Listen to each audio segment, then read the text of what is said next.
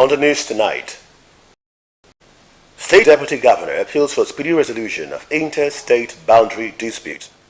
Delta State joins global observance of World Diabetes Day. House Representatives move to suspend planned computer-based testing for 2026 WASC. Abroad, Tanzanian President vows to investigate vote violence.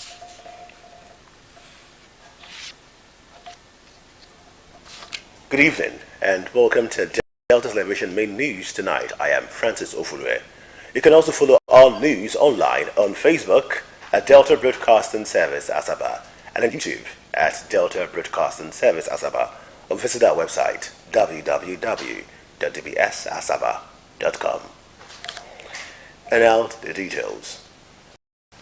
The State Deputy Governor, Sir Monday Oyeme, has called a National Boundary Commission to speed up the resolution of boundary disputes between Delta and neighboring states. Sir Oyeme made the appeal while receiving the Commission's Director General, Mr. Adamu Adaji, in Asaba. The report. The Deputy Governor expressed the desire of the state government for the National Boundary Commission to fast-track the amicable resolutions that would put an end to the series of lingering contentious challenges associated with various interstate boundaries of Delta, particularly the Delta-Edo interstate boundary.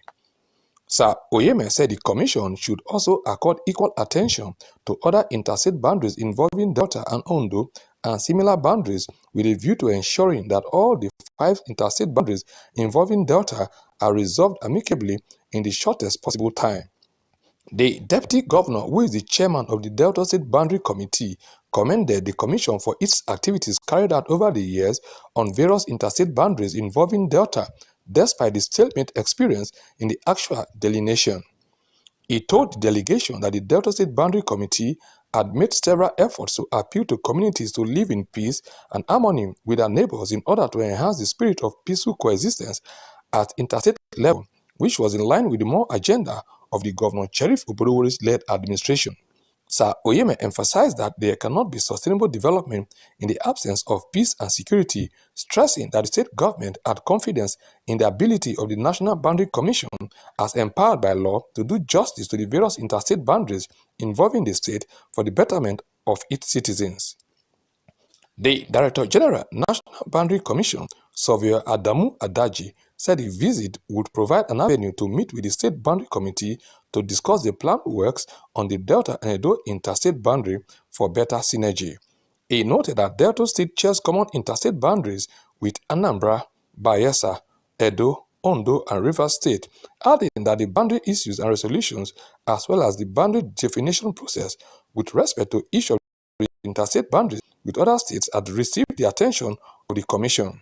Some of those who attended the meeting included the Commissioner for Lands and Survey, Chief Emamusi Obiode, and the Attorney General and Commissioner for Justice, Mr. Ekemero Okoroviole, Senior Advocate of Nigeria, among others. I am Pere Botu reporting.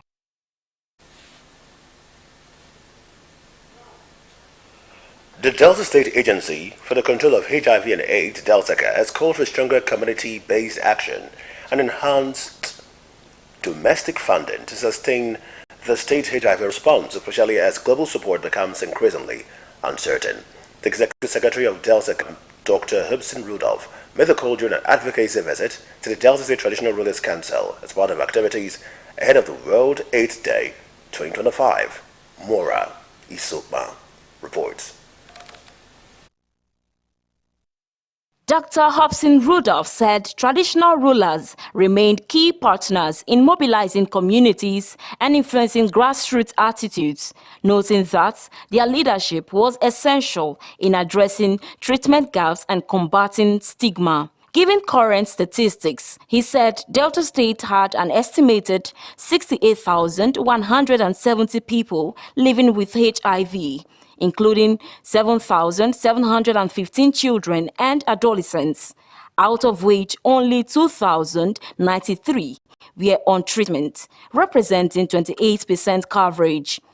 The DESACA team head stressed that the low pediatric and adolescent treatment uptake demanded urgent attention from community leaders, particularly in promoting routine testing, preventing of mother-to-child transmission, and linkage to care. He appealed to the royal fathers to support the establishment and strengthening of HIV budget lines in local government areas, encourage chairmen to prioritize HIV funding, and promote awareness of the Delta State anti-stigma law, while urging them to champion World AIDS Day activities across their domains and help dispel myths and cultural barriers that discourage residents from seeking HIV services. So in line with the Delta State More agenda, if we are actually to achieve these milestones, we must take the issue of HIV very, very serious. The traditional rulers, as our leaders, as our fathers, royal fathers, you are deeply respected and can influence social norms, encourage health-seeking behavior, and mobilize local government chairmen to prioritize HIV funding. Your leadership is essential in one, mobilizing community for HIV testing, prevention of mother-to-child transmission and treatment, reducing stigma, and dispelling harmful cultural practices. I would like to inform you at this time that the Delta State, one of the few states that have passed the Delta State anti-stigmatization law. Responding on behalf of the State Traditional Rulers Council, the chairman and Oroji of Okpe Kingdom, Orue I, commended DESACA for its sustained commitment to public health and assured the agency of the council's readiness to support ongoing advocacy efforts. He assured the DESACA team that traditional rulers would continue to mobilize their communities, strengthen support for vulnerable households, and work with health authorities to reduce stigma and discrimination across the state. The visit featured prayers for the success of the advocacy efforts. For Delta Television, Mora Isokpa reporting.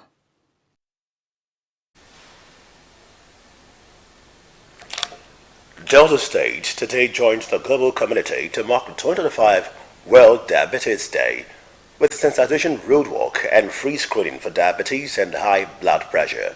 The event was organized by the State Ministry of Health in collaboration with the World Health Organization, Pharma Symbiosis, and other partners. Eunice Imeyazia now reports.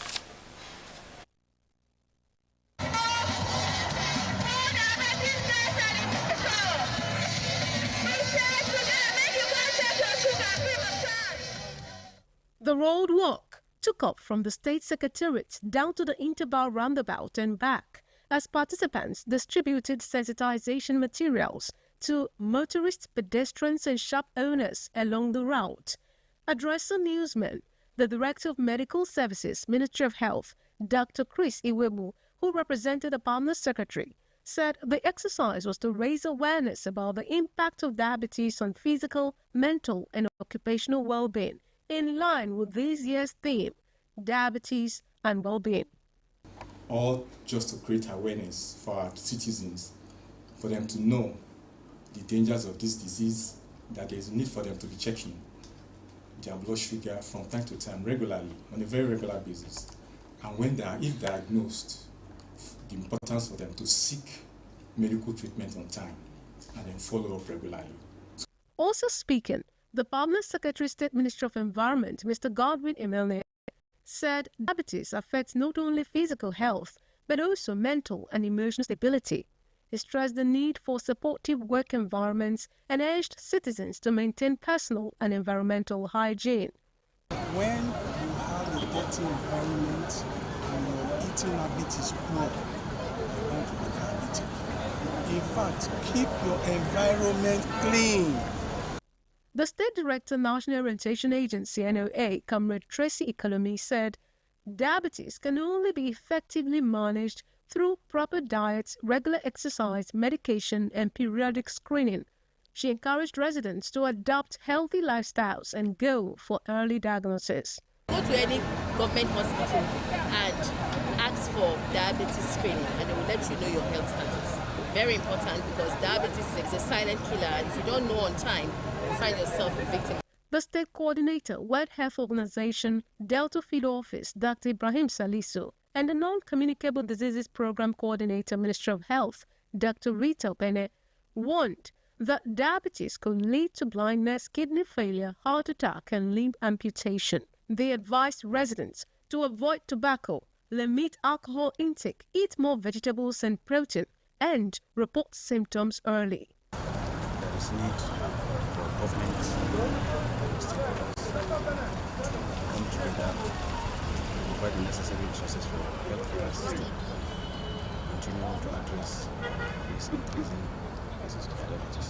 And this occasion works every year all over the world to celebrate those people who are living with the disease, to create awareness about the disease, because diabetes is one common, not communicable disease people do not take seriously. The event featured free screening for diabetes and hypertension at the State Secretariat, Asaba. Eunice Emeyazia reported.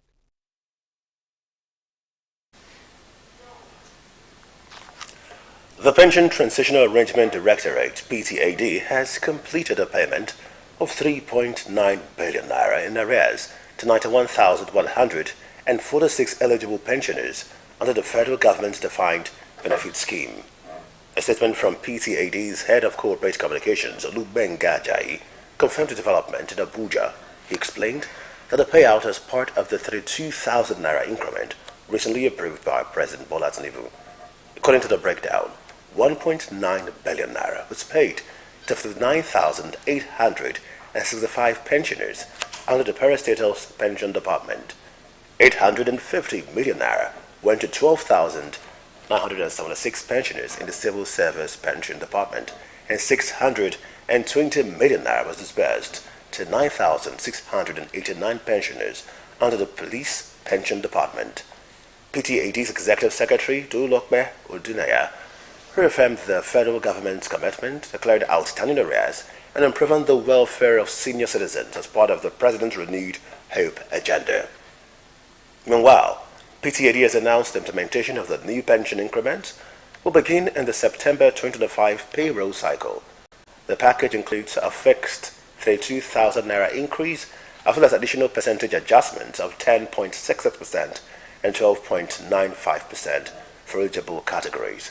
The increments are expected to benefit about 832,000 pensioners currently under the PTAD's management.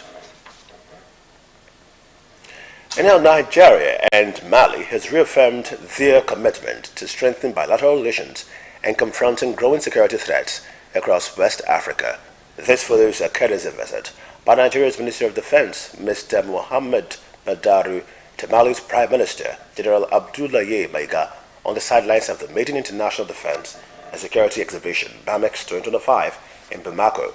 Mr. Badaru, who led the Nigerian delegation to the exhibition, described the Malian hospitality as warm and exemplary. In a statement released by his media aide, Comrade Mati Ali, the minister conveyed President Bola Tinubu's goodwill to the government and people of Mali, stressing Nigeria's readiness to deepen defense cooperation with Bamako. According to the statement, Badaru noted that Mali remains a strategic partner, adding that both countries share common security interests that require stronger collaboration. In response, Prime Minister Maiga thanks Nigeria for its continued partnership and participation in BAMEX 2025. He said the exhibition has become an essential platform for African nations to exchange ideas and develop innovative security solutions, especially in the face of emerging threats. President Bola Tinubu has renewed the appointment of Brigadier General Mohammed Buba Marwa, retired, as chairman of the National Drug Law Enforcement Agency, NDLEA, for another 5-year term. The extension means Marwa will continue to lead the agency until 2031. Marwa, who hails from Adamawa State, was first appointed in January 2021 by former President Muhammadu Buhari. Before taking up the NDLEA job, he served as chairman of the Presidential Advisory Committee for the Elimination of Drug Abuse between 2018 and 2020. His reappointment was announced in a statement issued by the Special Advisor to the President on Information and Strategy, Bayo Onanuga. President Tinubu described the renewal as a vote of confidence in Marlboro's commitment to tackling drug trafficking and abuse in the country. The President urged him not to relent in pursuing drug barons and protecting young Nigerians from the dangers of narcotics. Brigadier General Marwa is a former military governor of Lagos and Borno states and an accomplished military officer. A graduate of the Nigerian Military School and the Nigerian Defense Academy, he has served in strategic positions including Brigade Major of the 23 Armored Brigade, aide-de-camp to the Chief of Army Staff and Academic Registrar of the NDA. Moore also represented Nigeria in diplomatic capacities as Deputy Defense Advisor in Washington, D.C. and Defense Advisor to the Nigerian Mission to the United Nations. The House of Representatives has ordered the Federal Ministry of Education and the West African Examinations Council to suspend the planned computer-based testing, CBT, for 2026 West African Senior School Certificate Examination. The directive followed a motion moved by Mr. Kelechi Nwogu, who warned that the early rollout could lead to massive failure and frustration among students. Lawmakers argued that most schools, especially in rural areas, lack computers, internet access, electricity, and trained ICT personnel, adding that recent technical issues on this year's WAEC portal showed that neither schools nor examination bodies were fully prepared for digital testing. The House resolved that CBT should not be implemented before 2030 and directed governments to begin funding ICT facilities, internet installation, and power support from 2026 to 2029. Relevant committees have been asked to work with stakeholders and report back within 4 weeks. Still on education matters, the Economic Staff Union of Universities, ASU, has urged the federal government to use the remaining 10 days of the 1-month grace period to fully address unresolved issues affecting the nation's universities. The appeal followed the union's NEC meeting held at Taraba State University, Jalingo, where it expressed concern over comments by some government officials, which it said were misrepresenting ongoing negotiations. The President, Professor Chris Piwuna, recalled that the union suspended its 2-week warning strike on October 22 and gave the government until November 22 to meet key demands, including the review of the 2009 ASU-FG agreement, payment of outstanding salaries and earned allowances, and release of the University Revitalization Fund. He warned that ASU would resume industrial action without notice if concrete steps were not taken. Professor Piwuna noted that part payment of probation arrears and release of 30 or third-party deductions were only confidence-building gestures, insisting that salary and welfare matters required more decisive action. He stressed that academics deserve better living and working conditions, blaming the challenges on the lack of political will to prioritize education. Away from education matters now, the Petroleum and Natural Gas Senior Staff Association of Nigeria, PENGASEN, has decried the dwindling value of pensions received by retirees in the oil and gas industry, describing it as worrisome and unsustainable. The union said it was disturbed that many pensioners who retired under the defined benefit schemes decades ago now earn stagnant and inadequate benefits despite rising inflation and currency devaluation. Speaking during the stakeholders' engagement on the state of closed pension fund administrators, CPFAs, in the sector, PENGASEN President Comrade Festus Osifo said they have observed with deep concern that many of its retirees are going through hardship because their pensions have remained static for years. He noted that while a few CPFAs reviewed pension payments periodically, the majority left retirees' welfare at the discretion of management. The PENGASEN President urged the National Pension Commission, PENCAM, and all companies such as Chevron, Total Energies, ExxonMobil, and the Nigerian National Petroleum Company Limited, NNPCL, to review actuarial assumptions and ensure fair adjustment in pension payments. Comrade Osifo commended PENCAM for its professionalism and urged the Commission to maintain its transparency and strengthen oversight of the CPFAs to guarantee retirees' long-term security. Director General of the National Pension Commission, PENCAM, Mrs. Omolola Oluwara, reaffirmed the Commission's commitment to ensuring that CPFAs remain stable, compliant and transparent in all their operations. The Minister of State for Defense, Mr. Bello Matawale, says the military officer who clashed with the Federal Capital Territory Minister, Mr. Nyesom Wike, in a viral video will not face any form of punishment. Speaking in an interview, the minister dismissed public speculation that a soldier involved in the confrontation might be subjected to disciplinary action, describing the reactions as exaggerated. The video, which circulated widely on Tuesday, captured a heated exchange between Minister Wike and Lieutenant Ahmed Yarima at a disputed land site in Abuja. Mr. Matawale, who was present at the scene, was seen attempting to calm tensions between security operatives and the soldiers on ground. He explained that the Defense Ministry upholds mutual respect between civil authorities and the military, adding that the issue had since been resolved amicably without the need for sanctions. In the footage, Mr. Wike was heard demanding to see proper approval documents for the land development, insisting that only authorized projects would be allowed to stand.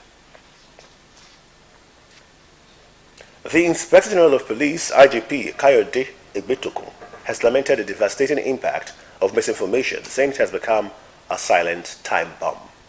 The police chief noted that a single false post was capable of causing chaos faster than a bullet can travel. Mr. Egbetokun said this when the leadership of the Bloggers and Vloggers Content Creators Association of Nigeria, BAFCA, visited him in Abuja. The IGP said misinformation has become a silent bomb that does not destroy buildings, but destroys trust. According to a statement signed by National President BAFCA, Ikechukwu Chukwunyere, and National Secretary Tabuku Kennedy, the organization noted that the spread of falsehoods was not a blogger's only problem, but a national security threat that demands collective action. The group said it would submit the Digital Content Practitioners Registration and Regulation Bill 2025 to the National Assembly. The Independent Corrupt Practices and Other Related Offences Commission, ICPC, has warned that it will take firm action against local government officials who fail to implement the financial autonomy granted to them by the Supreme Court. The ICPC chairman, Dr. Musa Adamu Aliyu, delivered the warning in Jos during a capacity-building workshop organized by the Rule of Law and Anti-Corruption Program, with support from the European Union. Dr. Aliyu, represented by the Commission's Executive Secretary, Mr. Clifford Oparado, said the autonomy judgment was final and must be implemented for development to reach the grassroots. He stressed that local governments must utilize funds transparently and resist the long-standing practice of treating the councils as cash cows. He added that all relevant agencies, including the Code of Conduct Bureau and Fiscal Responsibility Commission, will ensure accountability. The Federal Competition and Consumer Protection Commission, FCCPC, has given digital lending platforms in Nigeria up to January 5, 2026 to fully comply with its new consumer lending regulations. The directive issued by the Commission's Director of Corporate Affairs, Mr. Ondate Ijagu, follows the enforcement of regulations that took effect in July. The Commission has also released fresh guidelines to help operators meet the new standards. The Executive Vice Chairman, Mr. Tunji Bello, said full compliance was essential for protecting consumers and ensuring responsible growth in the digital lending sector. The FCCPC warned that enforcement will begin immediately after the deadline, with possible sanctions including suspension and prosecution. The Commission said the move was to curb widespread abuses and unethical practices in the fast-growing online lending market. The Director General of the Delta State Bureau for Orientation and Communications, Dr. Fred Okenesiwe, has been appointed Chief Strategist for Communication, Media and Government Relations of the United World Congress of Diplomats. The appointment, announced in Abuja by Ambassador Professor Tunji Asaolu, takes effect from the 2nd of December. As Chief Strategist, Dr. Okenesiwe will lead communication planning, media coordination and stakeholder relation for the global diplomatic body. The Congress said the appointment reflects his professional excellence and long-standing experience in public and international affairs. Dr. Okenesiwe expressed gratitude noting that the rule would help attract global opportunities and development initiatives to Delta State. The bureau chief, who holds several academic and professional qualifications, has previously earned recognition from the African Union Agenda 2063 Assembly and other institutes. His appointment has been widely welcomed. The youth wing of the Apex Igbo Socio-Cultural Organization, Ohaneze Ndi Igbo Worldwide, has described the federal government's renewed effort towards securing the release of former Deputy Senate President, Senator Ike Ekweremadu, as heartwarming. In a statement, the national president of Ohaneze Youth, Mazi Oku Nabuike, said it was reassuring that President Bola Tinubu's administration had taken concrete steps to facilitate Ekweremadu's possible transfer to Nigeria. He noted that several appeals made to former President Muhammadu Buhari for intervention yielded no positive result. Oku expressed delight that the current administration had shown willingness to help bring Senator Ekweremadu back home to complete his remaining jail term. It will be recalled that President Tinubu recently dispatched a delegation led by Minister of Foreign Affairs Yusuf Tugar to open consultations with authorities in the United Kingdom on the prospect of transferring the former lawmaker to Nigeria. Still to come, Tanzania President vows to investigate vote violence. Stay with us. All bets on sports. What is fair? Huge winnings.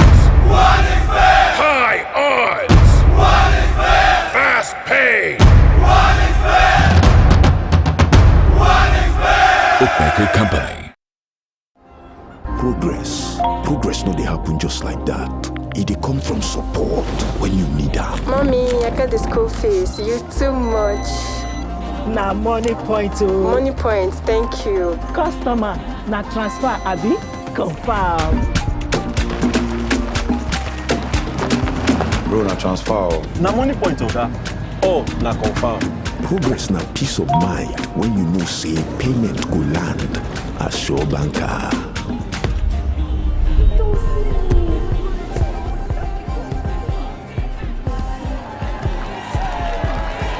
Progress na small wind where they carry person go far. No worry, yourself go make am. Mo go Bible. Victor, even you they use money point? Of course now, they use money point. Confirm. Money point, made for your progress.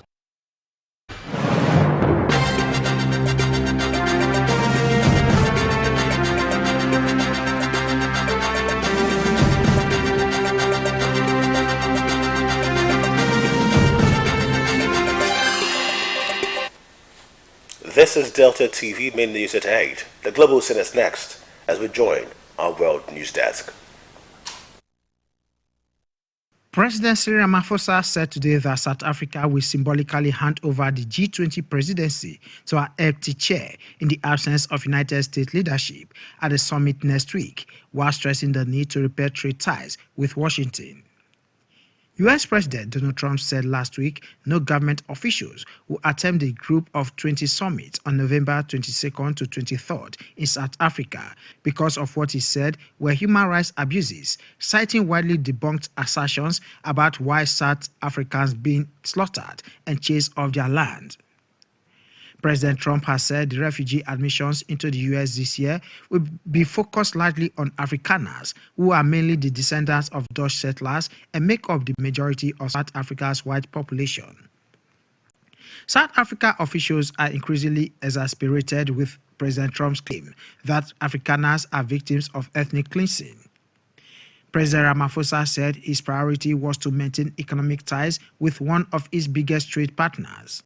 Tanzania President Samia Suluhu Hassan told Parliament today that an inquiry commission was being formed to investigate the killings that occurred during the election, which returned her to power. President Hassan also instructed the police and security forces to be lenient with young protesters who only followed the crowd after hundreds were arrested and charged with treason, which carries the death penalty. She retained the presidency with 98% of the vote on October 29, according to the Electoral Commission, but allegations of rigging and government repression sparked days of violent protests in which hundreds were killed by security forces.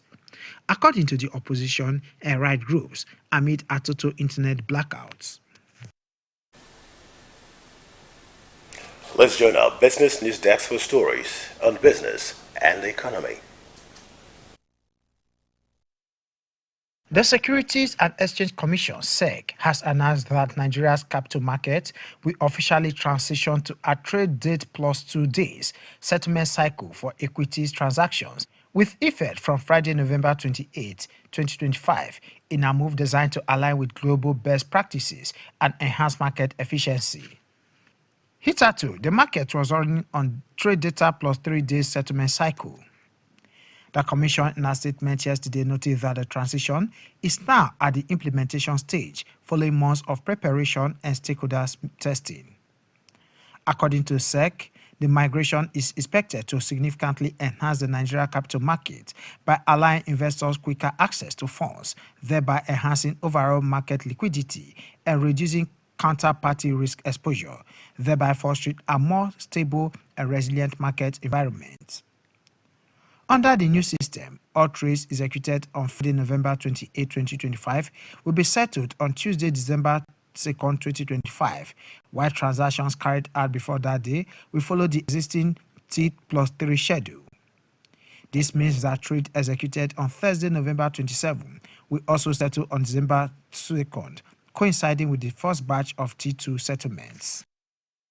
The Nigerian Content Development and Monitoring Board, NCDMB, has confirmed that Tamrose Limited, an indigenous marine logistics and offshore support company, has fully repaid the $10 million Nigeria Content Intervention Fund it obtained in 2019, completing the facility without missing a single installment. Over the 6-year period, Tamrose said it used the fund to expand its operational capacity by nearly 300%. Its vessel fleet grew from 4 to 15. Its staff strength rose from 50 to more than 200, and its operations expanded beyond Nigeria into Angola, with plans to dominate the wider Africa offshore market. With this repayment, Tamrose joined 20 other companies that have fully met their obligations under the NCI fund. However, the Minister of State for Petroleum Resources, Oil, Mr. Henike Lubobiri, has warned that the federal government will apply the instrumentalities of the law to compel 49 other beneficiary companies that have failed to honor their repayment agreements. He stressed that the intervention fund was never free money, but a tool to build strong, globally competitive Nigeria firms, especially in the oil and gas logistics sector.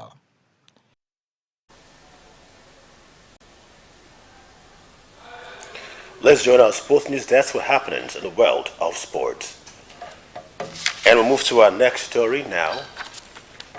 The police in Asaba has declared one Mr. Cyril Alekwe missing. He hails from Agbo, fair in complexion, and speaks English language fluently. Age 72, he left home on November 2 for an unknown destination and has since not been seen. Also, a 20-year-old Abdullahi Abubakar, who hails from Katsina State and resides at number 43 Okoredafe Street, Ughelli, left home with his unregistered red-color Quilling Spirit 150 motorcycle and has since not returned. Les Nwamaka of Sonu Ojubo Street, Agbo, went missing on October 23. The 7-year-old speaks Ika and English languages fluently. Also missing are 32-year-old Friday Elom, residing at Okwamakom, left home on October 14 to his business place at Onitsha, Anambra State, to sell his Igbo medicine at Lagos Park, Onitsha and Liberty Friday of Idumogwa quarters, Umunede. Age 23, speaks Ika and English languages fluently. Then Miracle Ogechi of Otuderemi community, Ughelli South. His 17-year-old speaks Igbo and English languages fluently. She left home on September 13 to her hometown and Ogechi John of number 12 Eloboka Street of Falcon Club Road, ELA Asaba. Age 14, speaks Yoruba, Igbo and English languages. She left home to deliver body oil to a staff of local government and has since not been seen. A statement by Police Public Relations Officer Superintendent Bright Adafe says persons who know the whereabouts of the missing persons should contact their families or report to the police headquarters, Asaba.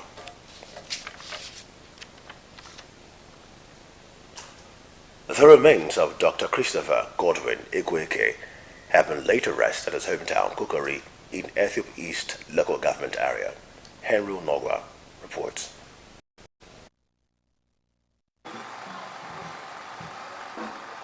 In his homily, Reverend Father Jude Saboje urged Christians not to sorrow like those without hope, noting that all who died in the Lord will rise again on the last day, just as Jesus Christ died and resurrected.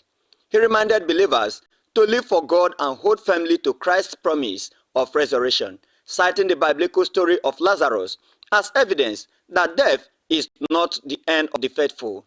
The cleric further called for sober reflection on the vanity of earthly pursuit and encouraged worshippers to do good to all, living daily with the consciousness that everyone will one day return to their Creator. The body of the late broadcast administrator was later interred at his residence in Kokori amid glowing tributes and emotional eulogies from family members and friends. Children and relatives describe him as a unifier, mentor, and perfectionist who was committed to bringing out the best in others. He's a loving father, a dedicated father, an educationist. He believed so much in his children. He did a lot for his children. Family was everything to him, and he's going to be highly missed. The funeral ceremony was attended by staff of Delta Broadcasting Service, DBS Asaba and Warri, including the general manager, Mrs. Christine Jobome Emetulu, and Pastor Malcolm Oteri. Dr. Christopher Igweke, aged 82, was a substantive general manager of DBS Asaba. He is survived by children, grandchildren, and numerous relatives.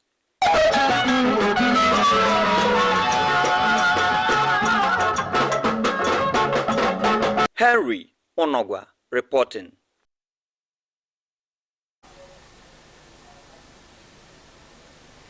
Meanwhile, the remains of Chief Amy Adam Omarere Ojidere have been laid to rest at his hometown, Overe Ovo, in Ethiop East local government area.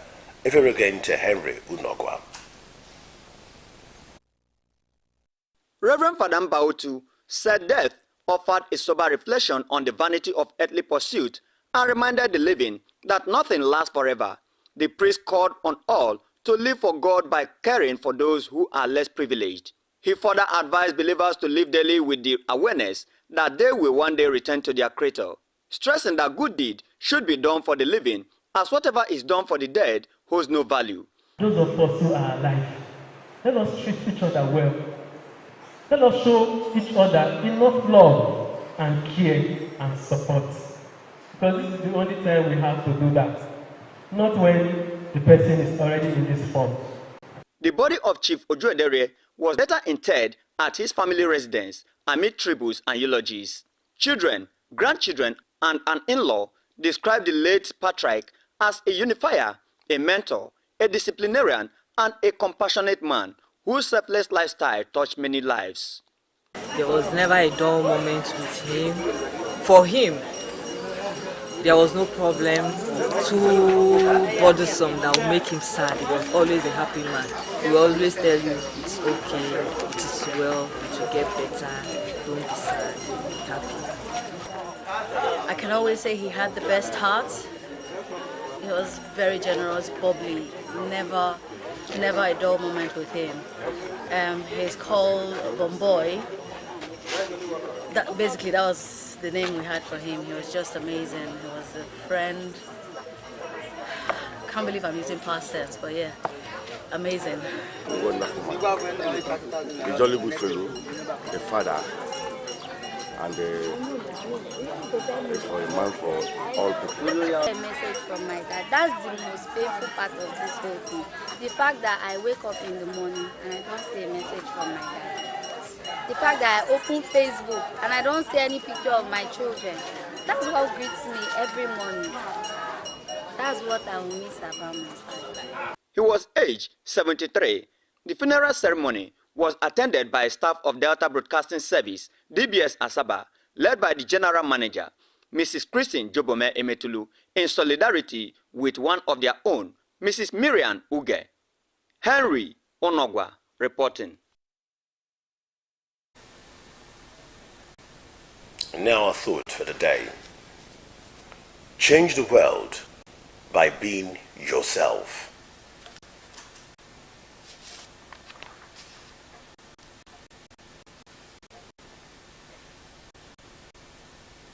For a rundown on the major stories in our bulletin this evening, the State Deputy Governor, Armando Oyeme, has called on the National Boundary Commission disputes between Nigeria and neighboring states. Sarah Oyeme made the appeal while receiving the Commission's Director General, Mr. Adamu Adaji, in Asaba. Delta State joined the global community to mark the 2025 World Diabetes Day with sensitization woodwork and free screening for diabetes and high blood pressure. The event was organized by the State Ministry of Health in collaboration with the World Health Organization, Pharmasymbiosis, and other partners. The House of Representatives has ordered the Federal Ministry of Education and the West African Examinations Council to suspend the planned computer-based tested CBT for the 2026 West African Senior School Certificate Examination. The directive followed a motion by Mekele Chimogu, who warned that the early rollout could lead to massive failure and frustration among students. And abroad reported that Tanzanian president vows to investigate vote violence. You can also follow our news online on Facebook and YouTube, both at Delta Broadcasting Service Asaba, or visit our website www.dbsasaba.com. That's the news tonight. Thank you so much for being part of it. I am Francis Ofulue. Good evening.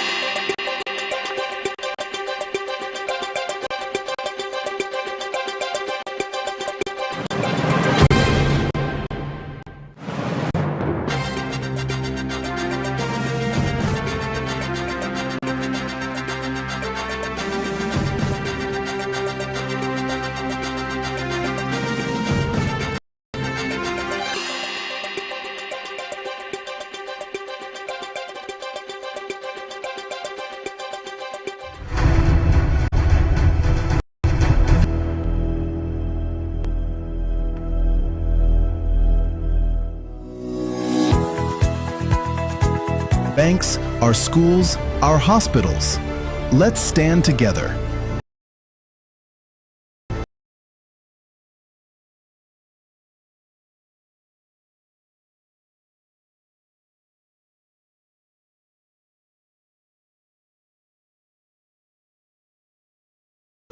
Let's protect infrastructure.